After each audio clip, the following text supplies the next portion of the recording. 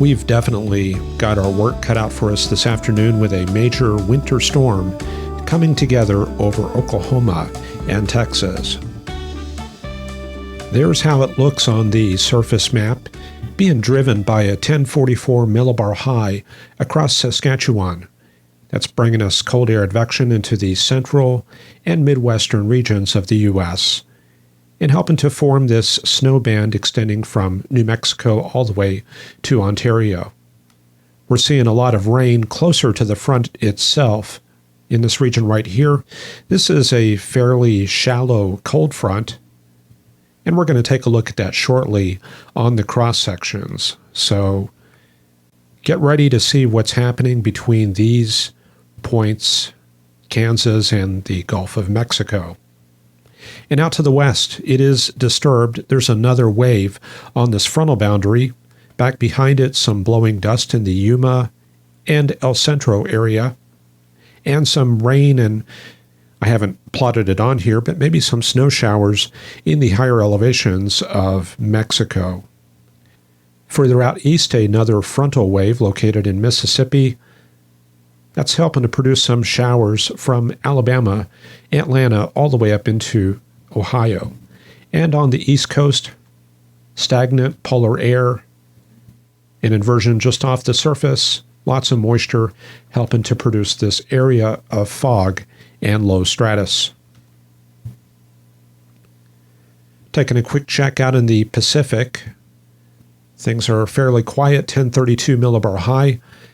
And as we go north, we've got an Arctic air mass in place across Alaska, minus 35 there around Fort Yukon. And more of that Arctic air to be found as we move eastward.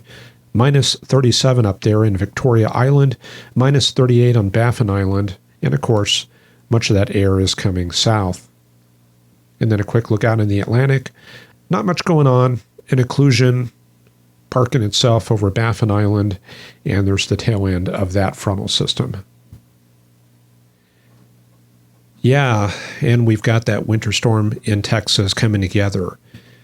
A lot of people tend to start with the composite precipitation, composite reflectivity. Sometimes these graphics are color-coded to show which areas have snow, which areas have freezing rain, and which areas have regular rain, so on. I prefer to actually look at the observed data using ASOS because a lot of that blended precip comes from model guidance, and of course that's usually a couple of hours behind. So yeah, this is a great forecaster's friend, Aviation Weather Center. Under Observations and METAR, you get these nice plots. Of course, you can also use my own digital atmosphere software. That's another way of doing it. But we're going to use Aviation Weather Center.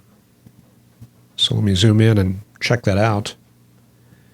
And you notice that I opened up all of the station plots. I'm looking at every single plot so I can see exactly what's being reported. So just kind of going over this, the liquid precip appears to run something like this. So all of these shaded areas are getting rain, and the transition zone appears to be up in this region right here. So as we pointed out, that extends from the San Angelo area up towards Bowie and Ardmore and up towards Fort Smith. And back behind it, this is all snow. And you can go into this configuration panel and turn off some of these elements. Notice how you can see absolutely everything now. Every single station. Some of them, when they're getting mixed precipitation forms, they're a little bit indeterminate because the sensors will have some trouble when you get into mixed precipitation forms, really complicated mixes. So that can be an indicator of where your transition zone is. And of course, another thing you can do is click on the individual station plots. We'll try Dyess Air Force Base. I was a forecaster there for 2 years. And I can see that they're reporting 3/4 of a mile in ice pellets. So that's going to be sleet. And temperature indicating 27 degrees Fahrenheit. So the precip there definitely has converted over to frozen precip, and that indicates that there's not very much warm air off the surface. So the next step after that would be snow. Now, we did talk about running some cross sections, and a good place to do that is Weather Nerds. Let me show you the name of that site. There it is at the top, Weather Nerds GFS data. And what we do is we run this up to the forecast hour we want. And there we go. There's 6 hours from the 18Z run. So that's going to be about 6 p.m. And you can see that cold air coming into Texas. So we go up to this cross-section mode. We drag a line from southwestern Kansas into the Gulf of Mexico. And we click on Get Cross-Section. And there's our cross-section. Southwestern Kansas located right here. Texas is in this region here, and the Gulf out here. And you can look at this map to kind of see what's going on. The frontal transition zone running about like that. That defines the front itself aloft. So if you were at 850 millibars, you would find the front located about right here. And for 700 millibars, that would be right here. So you can see how these fronts stack upwards and towards the colder air. And aloft, the shading tells us the wind velocity. So the jet stream core right there over the Oklahoma Panhandle and tapers off as you go into Texas. So I want to get back to that transition zone. I'm going to draw that back on the map again. This seems to be about where we're at 6 p.m. So, yeah, San Angelo to Eastland and to just north of Denton and up towards Fort Smith. Now, the reason that's important, well, with it being 6 p.m. Central, that's a great time to verify the models. Now, up near the top, we've got a selection for that. We have to switch over to single image, and then we go to compare model runs for selected run. So that'll let us compare all the 18Z runs. Looking at the GFS, that transition zone is pretty much dead on, maybe a little bit too fast with the conversion to snow in Abilene. You can see a different picture there on the high-resolution rapid refresh, but that location is pretty similar. And those are what some of the other models are showing.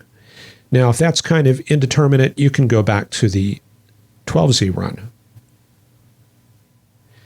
And this being 12 hours out, this is a little bit more difficult for the models to forecast. Still, I'm seeing this pretty much in the same ballpark. The European model looks to be a little bit slow. Now, that's an interesting difference there. You can see it's still holding on to sleet and freezing rain around Ardmore. And that's obviously all snow right now.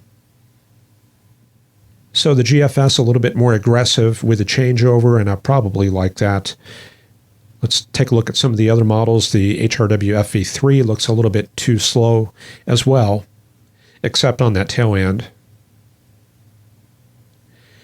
And the NAM also looking quite a bit slower. It's got all sleet all the way back to Lawton in Oklahoma City.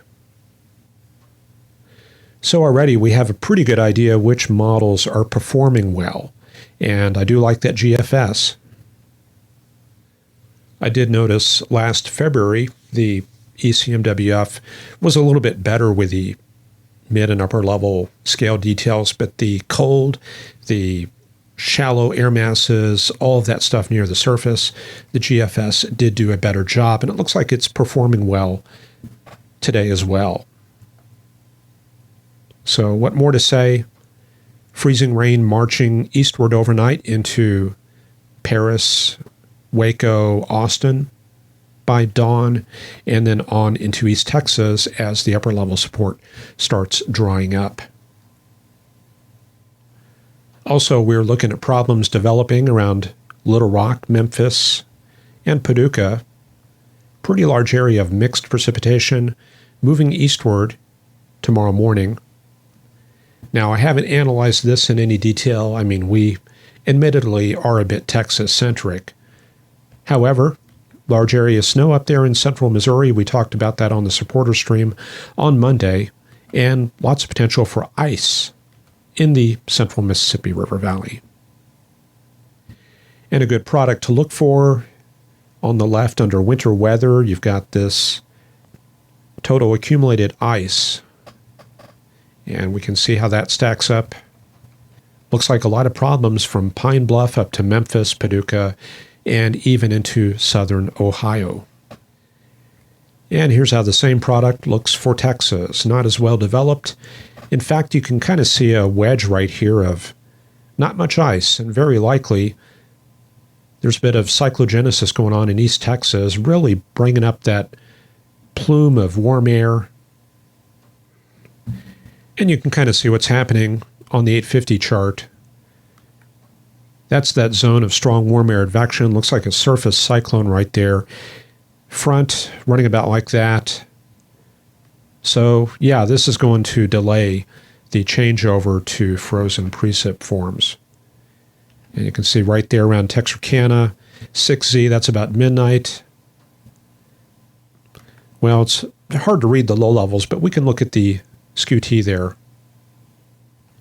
So at about 2,000 to 3,000 feet, strong northeast winds, veering to a 30-knot southeast wind up at about 5,000 to 6,000 feet, bringing in some of that warmth. But eventually that low moves quickly up the front and we get that cold air sweeping back in behind. So that goes to show that when you have these discontinuities, they're always worth investigating further. That's an irregular track, and something is always responsible for that. And of course, the other story is the cold. This is surface temperature anomaly. Some very cold readings down there in Texas for tomorrow as that cold air settles in, and another branch of it from Minnesota up to Saskatchewan. And you can see it marching eastward. Another day or two of warm weather in Florida, Georgia, and the Carolinas before that cold air envelops them. And some of that cold air definitely staying in place, temperatures almost 40 degrees below normal for Saturday morning. So it's going to remain quite cold across Texas into Arkansas, the Ohio River Valley, and some of that's going to be supported by that snowfield, which continues to replenish and regenerate these cold air masses. And let's look at those temperature records for tomorrow, looking at 81 degrees at Albany, coming close to a record.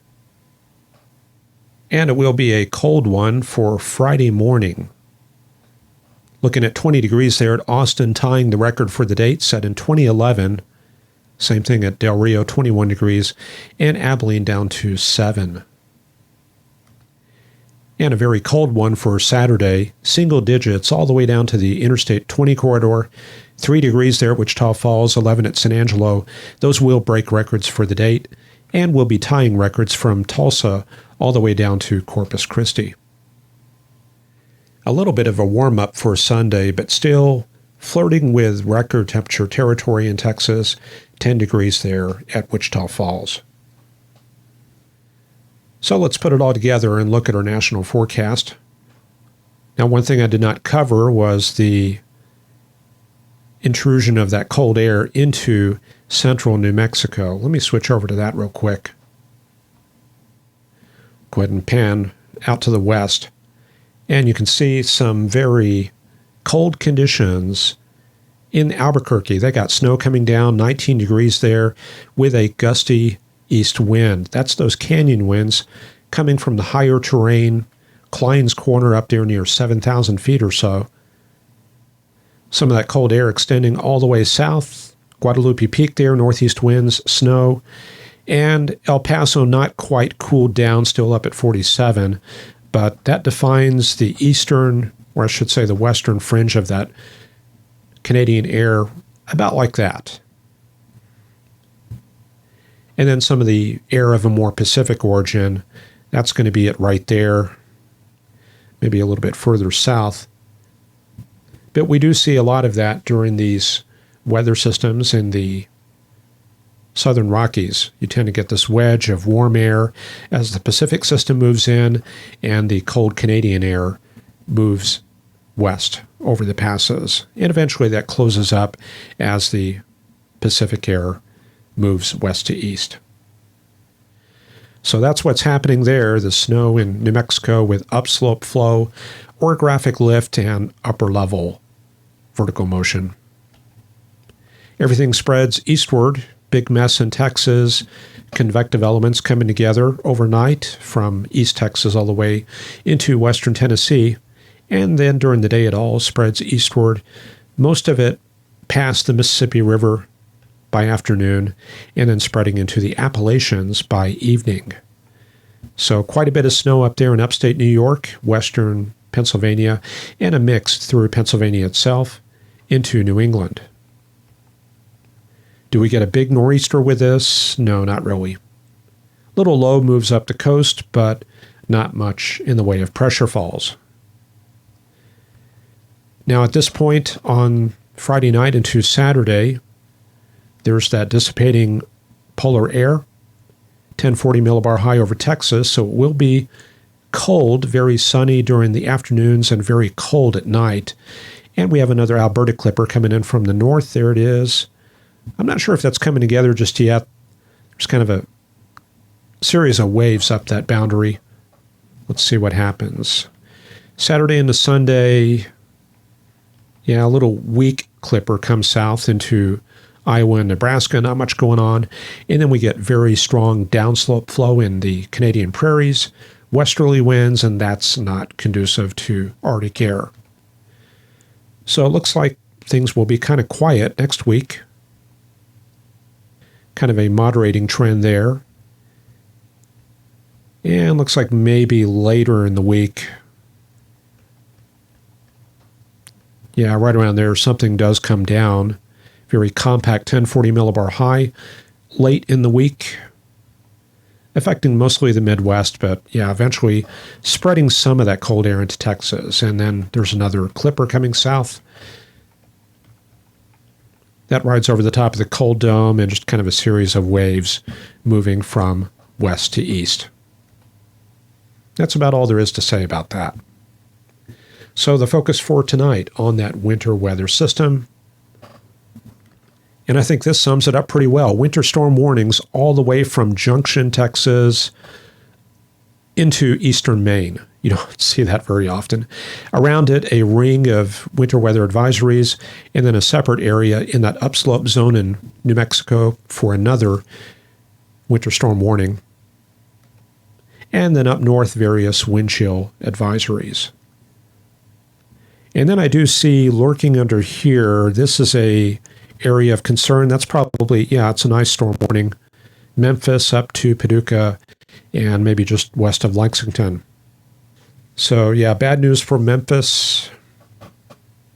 And I'll leave it at that for tonight. I need to get this uploaded because it's already 6:56 p.m.